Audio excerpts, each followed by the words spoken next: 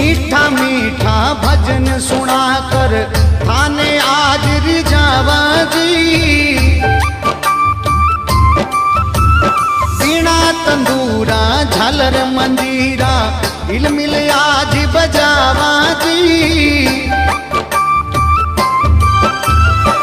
अंतर की बौछार उड़ रही जो अमृत की धार बरसी आंगणे